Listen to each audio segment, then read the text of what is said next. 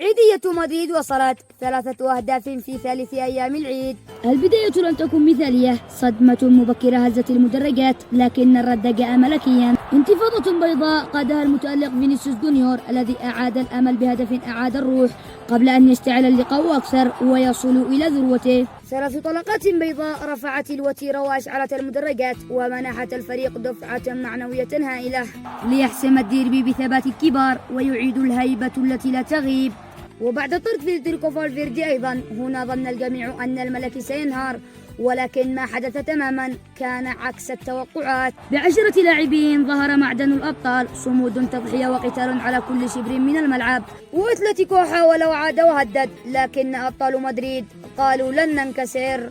عادت الثقة من جديد إلى كتيبة ألفارو البيضاء، وعاد معها الإيمان بأن الطريق نحو القمة لا يزال مفتوحا، وأن هذا الفريق حين يحاصر يبدع، وإن تأخر مدريد فأنه لا يسقط بل ينتظر ليعود أقوى.